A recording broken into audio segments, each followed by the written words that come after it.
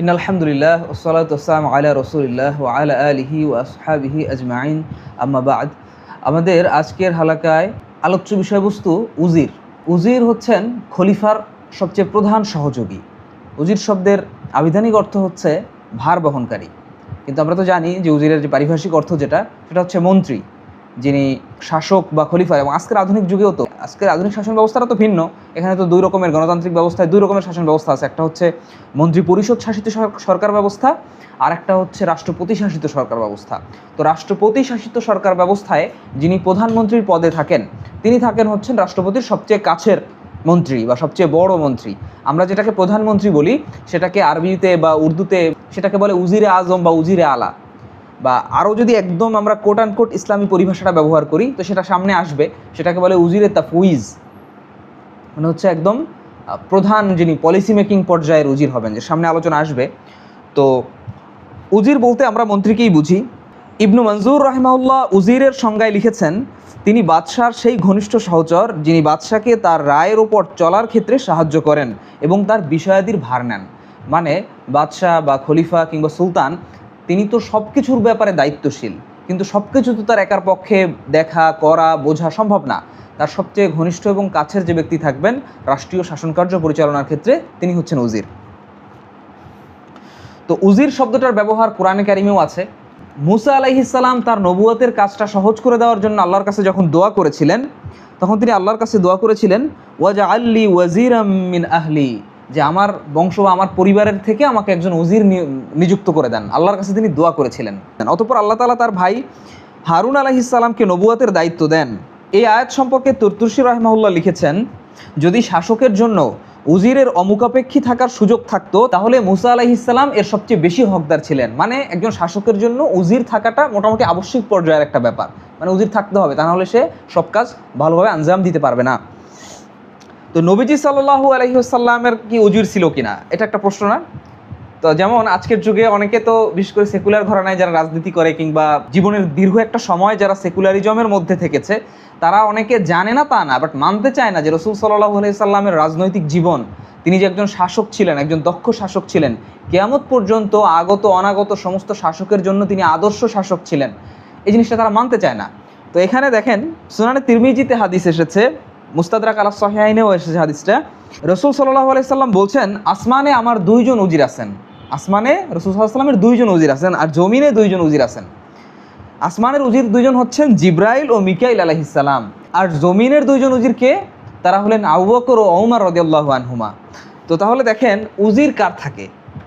আপনার কি উজির আছে? আপনার উজির আছে? আমার উজির আছে?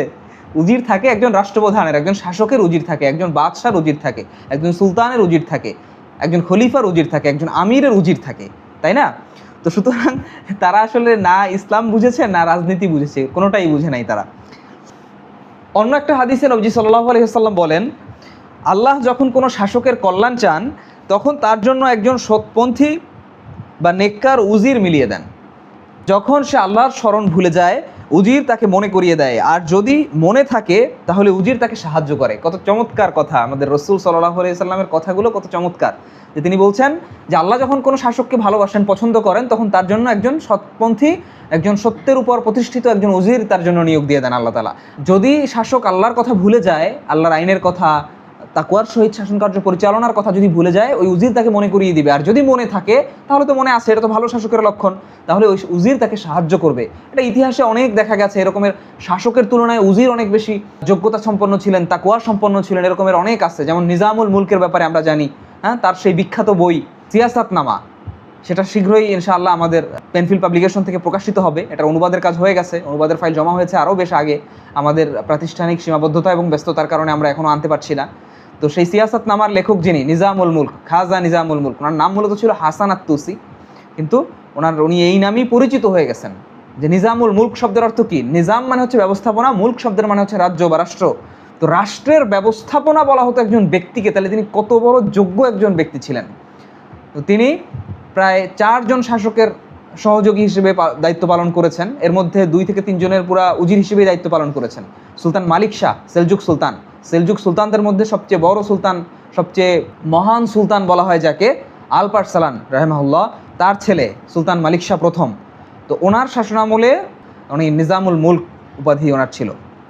এরপরে এখানে লেখক আরও চমৎকার চমৎকার কিছু উদ্ধৃতি এনেছেন, যে উজির শব্দের ব্যবহার, উজির পদের ব্যবহার এবং উজির পদটা ব্যবহার কখন থেকে শুরু হলো, যে উজির পরিভাষাটার প্রচলন থাকলেও খোলাফায়ে রাশেদার যুগে উজিরে আজম নামে আলাদা একটা পদ, এভাবে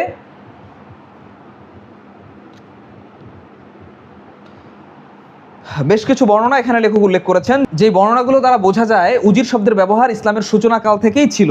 কিন্তু আব্দুল হাই কাত্তানি বলেন, যখন ইসলাম এলো এবং খিলাফা পরিবর্তিত হলো রাজত্ব ব্যবস্থায়, মানে ওই যে বংশানুক্রমিক শাসন ব্যবস্থায় যখন পরিবর্তিত হলো, তখন খিলাফার রসুমগুলোও বিদায় নিল।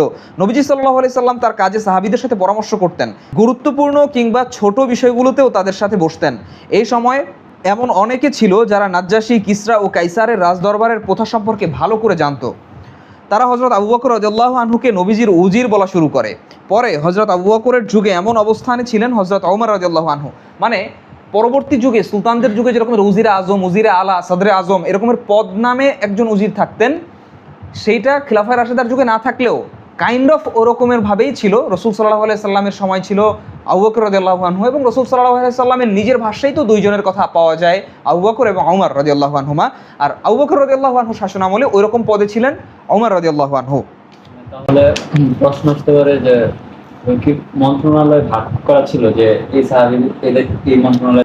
এইটা একদম শুরুর দিকে এইভাবে অর্গানাইজড ছিল না, এটা ডে বাই ডে ধাপে ধাপে অর্গানাইজড হয়েছে। যে এক একজন মন্ত্রী এক একটা বিষয় দেখবেন, এটা পরে মানুষের যোগ্যতা তো দিন দিন কম ছিল, সাহাবীদের যেই যোগ্যতা ছিল পরের প্রজন্মের তো তার থেকে একটু কম, তারপরের প্রজন্মের তার থেকে একটু কম।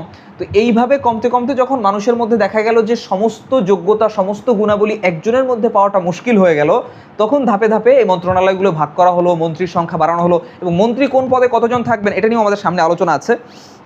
তো এখানে ওজারাত নিয়ে আরও বেশ কিছু আলোচনা, এখানে তাত্ত্বিক আলোচনা লেখক করেছেন। এরপরে ইমাম মাওয়ার্দির মত এসেছে যে ওজারাত মূলত দুই প্রকারের হবে, একটা হচ্ছে ওজিরে তাফউইজ আর একটা হচ্ছে উজিরে তানফিজ। উজিরে তাফউইজটা হচ্ছে আমরা আগেও আলোচনা করেছিলাম ওই যে নারী নেতৃত্বের প্রসঙ্গে, যে উজিরে তানফিজ হচ্ছেন রাষ্ট্রের পলিসি মেকার হবেন তারা, যে রাষ্ট্রে যখন কোরআন এবং সুন্নাহর ভিত্তিতে আইন প্রণয়ন কিংবা আইনের ব্যাখ্যা বিশ্লেষণ বা আইনের শাখা প্রশাখা প্রণয়নের প্রয়োজন পড়বে, তখন যে মজলিসে শুরা বা বিজ্ঞ যে মুফতিরা থাকবেন তাদের মধ্যে নেতৃত্ব পর্যায়ে থাকবেন হচ্ছে যিনি উজিরে তাফউইজ, উনি পলিসি মেকিং হবেন, রাষ্ট্রের পলিসি, উনি পলিসি মেকার হবেন, রাষ্ট্রের পলিসি মেকিংয়ে উনি গুরুত্বপূর্ণ ভূমিকা পালন করবেন। এরপরে আছে উজিরে তানফিজ। এ ধরনের মন্ত্রীরা নিজেরা পলিসি মেকার হবেন না, বরং অন্যদের করে দেওয়া পলিসি বহাল রাখবেন এবং তা বাস্তবায়নে কাজ করবেন। মানে আধুনিক রাষ্ট্রের হিসেবে যদি বলা হয় তাহলে তারা হবেন অনেকটা এক্সিকিউটিভ, যে রাষ্ট্রের যে অর্গানটা এক্সিকিউটিভ বডি, সেই এক্সিকিউটিভ পার্টের অংশ হবেন উজিরে তানফিজ যারা থাকবেন তারা। এখানে উজিরে তাফউইজের ক্ষেত্রে কী কী যোগ্যতা থাকতে হবে সেগুলো বলা হয়েছে, এটা আমরা আগেও আলোচনা করেছিলাম, যে অবশ্যই মুসলিম হতে হবে, অবশ্যই পুরুষ হতে হবে, সুস্থ বিবেক বুদ্ধির অধিকারী হতে হবে, তার মধ্যে আদালত থাকবে, এবং খলিফার যে বৈশিষ্ট্যগুলো মোটামুটি অনেকগুলোই তার মধ্যে থাকতে হবে।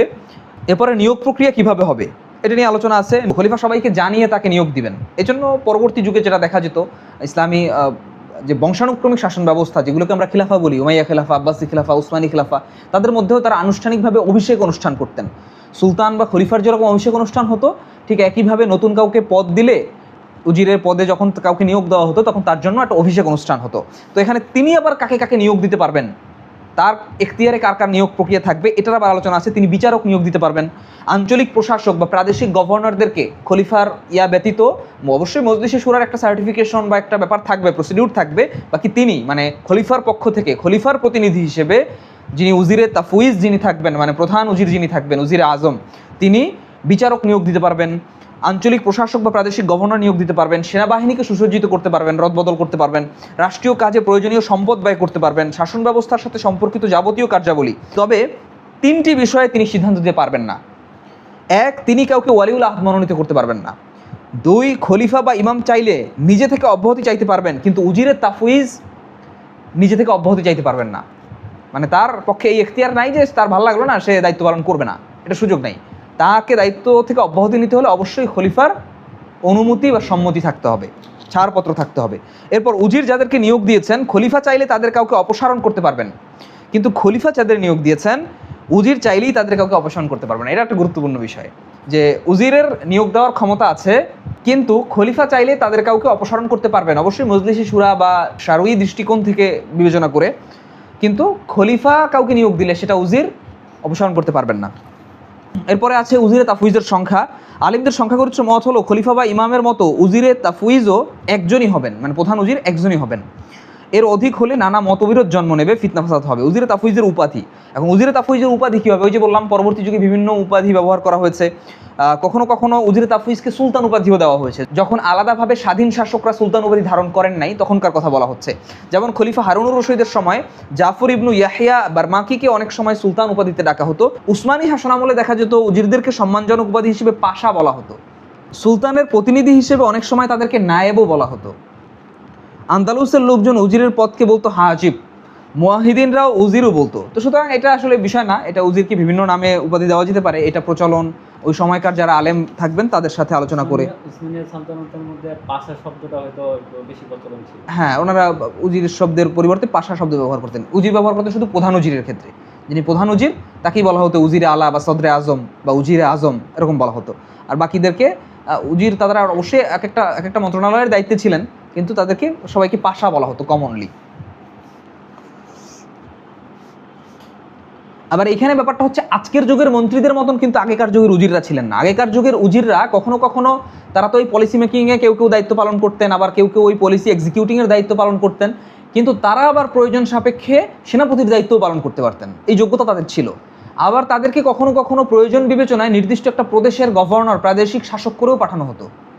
তো এগুলো আগে ব্যাপারগুলো ছিল, কারণ আগে তো একজন শাসকও অনেক যোগ্য হতেন, যেটা এখনকার শাসকরা ভুরিওয়ালা শাসক সব, এখন তো শাসকরা তো ওই যোগ্যতা রাখে না। এরপর আছে উজিরে তাফউইজের কার্যক্ষমতা। এখানেও খুব চমৎকার আলোচনা করা হয়েছে। উজিরের প্রতি প্রজাদের কর্তব্য কী, আনুগত্য, সাহায্য। এরপরে উজিরের সাহায্যকারী প্রসঙ্গ, মানে উজির, প্রধান উজির একজন হবেন, উজিরের যে মন্ত্রণালয় ওই মন্ত্রণালয়ে ওজারাত, সেই ওজারাতে উনি আবার আরও বিভিন্ন দায়িত্বে লোকজনকে নিয়োগ দিতে পারবেন, সচিব বলে যাদেরকে বা সহকারী বলে যাদেরকে। এবার হচ্ছে উজিরে তানফিজের শর্তাবলী। উজিরে তানফিজের শর্তাবলী আবার তাফউইজের থেকে একটু হালকা, যেহেতু তাদের দায়িত্বটাও একটু হালকা। উজিরে তানফিজের নিয়োগ প্রক্রিয়া। উজিরে তানফিজ নিয়োগের প্রক্রিয়াটা একদম সাদামাঠা, এর জন্য বিশেষ কোনো আনুষ্ঠানিকতার প্রয়োজন নেই। এরপরে আছে উজিরে তানফিজের শর্তাবলী। এখানেও আছে আকেল ও বালেগ হবেন, তার মধ্যে আদালত থাকবে, মানে কমন কিছু বৈশিষ্ট্য আছে যেটা ইসলামী শাসন ব্যবস্থা বা ইসলামী রাষ্ট্র ব্যবস্থায় প্রত্যেকটা দায়িত্বশীলের মধ্যে, বিশেষ করে উপর মহলে যারা থাকবেন তাদের সবার মধ্যে মোটামুটি কমন কিছু বৈশিষ্ট্য থাকতে হবে। এর মধ্যে আকেল বালেগ হওয়া, তার মধ্যে আদালত থাকবে, মুসলিম তো অবশ্যই হতে হবে। এরপর যে দায়িত্ব দেওয়া হবে তা পালনের যোগ্যতা থাকতে হবে, আমানতদার হবেন, মেধাবী হবেন, সহজে কিছু ভুলে যাবেন না, মানে প্রখর স্মৃতিশক্তির অধিকারী হবেন, প্রবৃত্তির অনুসারী হবেন না, মানে প্রকাশ্য পাপাচারে লিপ্ত থাকবেন না, দিনদার হবেন, অভিজ্ঞ ও বিচক্ষণ হবেন।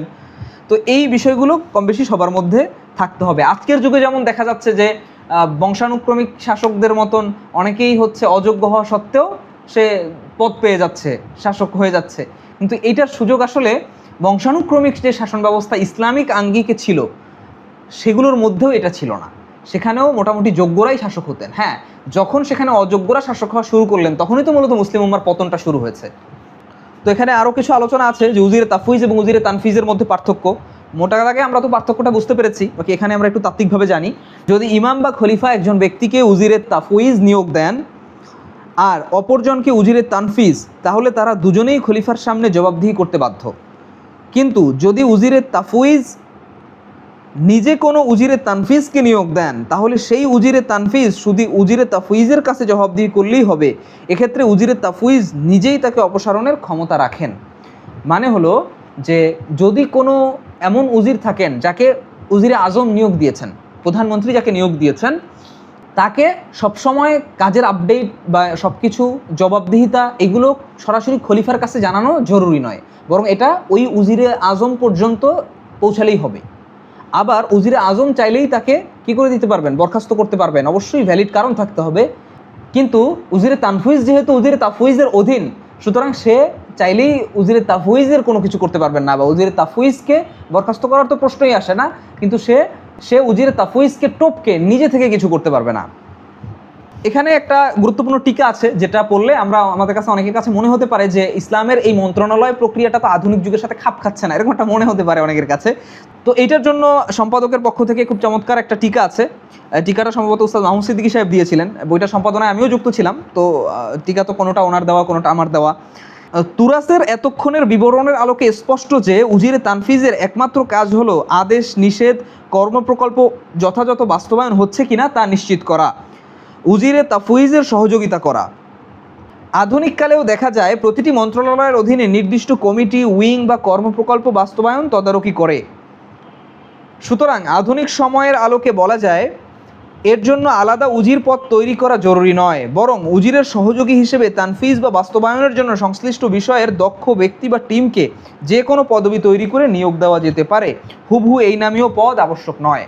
মানে হচ্ছে ইসলামী আজকের যুগে, আধুনিক যুগে যদি ইসলামী শাসন ব্যবস্থা ইসলামী ইমারা প্রতিষ্ঠিত হয়, তো সেখানে হুবহু এই রকমের পদের নাম দিয়ে লোক নিয়োগ দেওয়াটা জরুরি না, বরঞ্চ কাজটা উঠে আসাটা জরুরি। সেটা যেই প্রক্রিয়ায় আসুক না কেন, সেক্ষেত্রে যারা সহকারী থাকবেন তাদের সবার নামের শেষে উজির থাকা, মন্ত্রী হওয়া জরুরি না। তারা সচিব হতে পারেন, সহকারী হতে পারেন, নায়েব হতে পারেন, অনেক কিছুই হতে পারেন।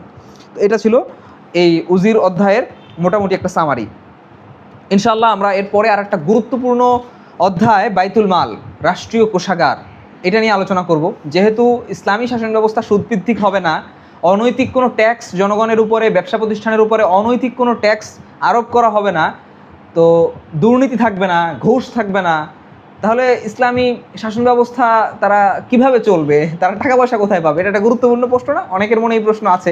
আপনারা হয়তো হাসছেন যে এটা খুব হাস্যকর প্রশ্ন, কিন্তু এটা অনেক যারা জানে না তাদের কাছে এটা অনেক বড় একটা প্রশ্ন, যেটা তাহলে ইসলামী সরকারটা চলবে কেমনে? তারা মদের লাইসেন্স দিবে না, হ্যাঁ, ব্যভিচারের লাইসেন্স দিবে না, পতিতালয়ের লাইসেন্স দিবে না, তাহলে চলবে কিভাবে? ইনশাআল্লাহ বাইতুল মাল অধ্যায়টা পড়লে আমরা সেই বিষয়গুলো জানতে পারবো।